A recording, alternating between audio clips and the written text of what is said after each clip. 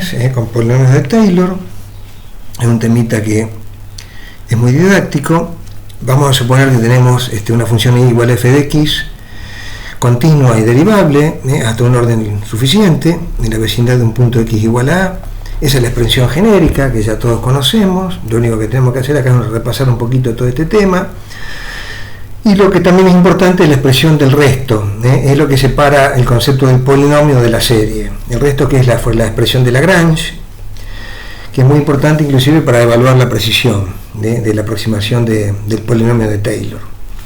En el caso particular, cuando el centro de la expansión es 0, tenemos lo que se conoce como la expansión de Maclaurin, y en este caso vamos a ver el ejemplo del arco tangente de x. Es bastante tedioso hacer la expansión, la derivada sucesiva, queda como ejercicio. Yo se los escribí, lo pueden buscar por tabla, pero háganlo. Y también le puse la forma compacta, con la sumatoria. El único detalle a tener en cuenta es que con octave no podemos arrancar desde 0, n igual a 0, sino las variables subindicadas arrancan desde n igual a 1. Bueno, ¿qué es lo que vamos a ver en este videito, en este tema, que aparte es el tema un poco son los tópicos del tema 2? Cómo aproximar la función con polinomio de Taylor, en este caso arco tangente, cuántos términos debemos emplear para alcanzar cierta precisión, 2, 3, 5, 10, 12, eso es una respuesta que da el analista numérico, o el ingeniero, o el calculista. Y después, por otro lado, tenemos que empezar a saber cómo trabaja octave, En octave un polinomio, porque vamos a usar una función polival también, que es una función intrínseca de octave. Para ese caso tenemos que ordenarlo en esta forma, en orden descendente. Lo escribimos de esa forma que lo ven ahí en la pantalla.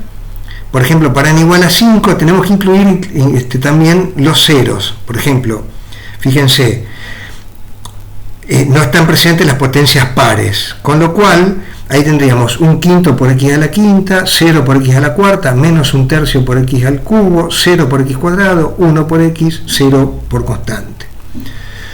Bueno, ¿cómo evaluamos un polinomio? En forma de multiplicación anidada. No hacemos una evaluación directa. Piensen que si x es grande, x a la 12, por ejemplo x igual a 11, elevado a la 12, a la 19, sería un número enorme, y por otro lado tendríamos un término independiente eventualmente muy pequeño, estaríamos en una misma expresión sumando términos muy grandes con términos muy pequeños, y corremos el riesgo de perder cifras significativas. Lo que se hace es la evaluación anidada. Se factoriza el polinomio como se ve y se procede desde adentro hacia afuera. Entonces se inicializa con C1 y se va haciendo, ¿ven? Entonces hago P por X más le adiciono C2 y tengo la evaluación del primer factor. A eso lo multiplico por X, le adiciono C3 y tengo el segundo nido, el segundo loop. Y así sucesivamente, y cuando salgo de todo el loop o de todo el ciclo, tengo la evaluación polinómica para un único argumento de X, para ese valor de X en particular. Bueno, ahí tienen la función. Entonces lo que ustedes ven ahora, en ese caso, es lo que ustedes ven en ese caso sería la divergencia rápida del polinomio fuera del intervalo de convergencia, la función analítica en línea continua y el polinomio en puntos dispersos. Vamos a ver un poquitito de octave. Entonces, ¿cómo haríamos esto?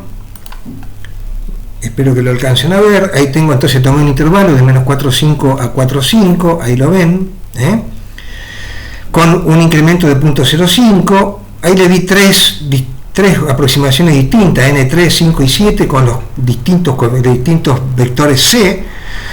Inicializo el vector I, que va a ser mi evaluación de Taylor, I contiene mi evaluación, el polinomio de Taylor, y después recorro K de 1 en toda su longitud, de 1 a X, o sea, I tiene la misma longitud que X, donde convoco la función polynom, que es una función interna mía, en realidad yo la defino, que es la que tengo acá. Emiliano ya les habrá comentado un poquito cómo definir funciones.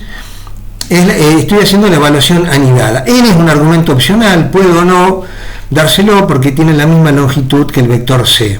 Yo prefiero dárselo porque así controlo los argumentos o las variables que yo le paso a mi función.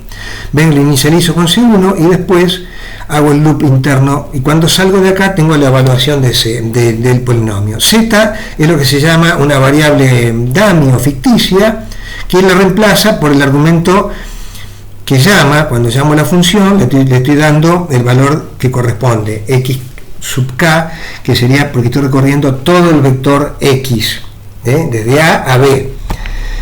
Cuando salgo, cuando dice toda la evaluación de polinómica para cada valor puntual de x a lo largo de todo el intervalo, cuando salgo ya tengo mi evaluación del polinomio de Taylor, acuérdense, entonces para cada punto de x, entonces voy y lo grafico. Acá hago ploteo para x, y con puntos dispersos, defino la ventana gráfica, ven, entre menos pi sobre 2 y pi sobre 2, pongo los títulos y al final grafico la función analítica, convoco la función intrínseca de Octave. Bueno, ¿qué nos quedaría por ver? Nos quedaría por ver, vamos a la presentación nuevamente, nos quedaría por ver, contestar el tema de la precisión. En este caso vamos a suponer que tenemos, para simplificar, el intervalo es entre x mayor que menos 1 y menor que 1, o menor o igual que 1. Podemos aplicar el teorema de Leibniz de series alternadas, podemos usar la fórmula de Lagrange tranquilamente, y en este caso el teorema de series alternadas nos dice que el error cometido por despreciar, o sea, todo lo que sería la cola, lo que queda fuera en el polinomio de Taylor, en tamaño no es mayor que el primer término despreciado, con lo cual nos da una idea del error que estamos cometiendo, es decir, es la diferencia entre el polinomio y la función analítica. Ese error, o ese término, pretendemos que no sea mayor o igual que un épsilon, que una tolerancia prefijada. Entonces, ¿cómo evaluamos esa cola, ese error? Fíjense, lo que está entre paréntesis es lo que tenemos ahí. Nos ponemos a la condición más desfavorable, que es en el límite del intervalo, cuando x es igual a 1, con lo cual ese término, esa potencia pasa a ser 1, el signo no participa, y todo lo que está entre paréntesis es 1 sobre 2n más 1, tiene que ser menor o igual que epsilon. Damos vuelta a la desigualdad, invirtiendo, evaluando la recíproca. Esto tiene que ser entonces 2n más 1, tiene que ser mayor que epsilon a la menos 1. Por ejemplo, para epsilon igual a 10 a la menos 2, nos da un orden de unos 50 términos. Acuérdense que la serie era impar, los términos pares no participan, pero nos dice que, si estamos hablando de unos 50 términos, en realidad evaluamos 25 más o menos, nos dice que la serie converge muy lentamente. Obviamente que no podemos hacerlo como estábamos haciendo el vector manualmente. ¿Se acuerdan cuando lo que acabamos de ver ahí en Octave? No podemos escribir los 25 coeficientes a mano. Lo podemos hacer, pero es muy impráctico. Tenemos que hacer un programita, vayan a la sumatoria que le puse en la primera transparencia y calculan el coeficiente, los coeficientes en forma algorítmica y evalúan el polinomio usando la función polynom que les acabo de mostrar. Entonces hacemos la evaluación del polinomio de Taylor y lo comparamos con el valor que nos devuelve la función intrínseca de Octave o inclusive de la calculadora de bolsillo. Hacemos la diferencia y van a ver que entonces la aproximación de la función por polinomio de Taylor menos lo que vamos a tomarlo como si fuese el valor exacto está en el orden de la estimación que nosotros hicimos. Es decir, nuestro análisis se cierra. Tomamos 50 términos, es decir, un polinomio de orden 50, en realidad estamos tomando menos términos, pero estamos tomando un polinomio de orden 50 y eso es lo que nos da la aproximación, con lo cual nuestro análisis es correcto. Bueno, vamos a terminar acá, esperen, vamos a ver si puedo cortar. A ver.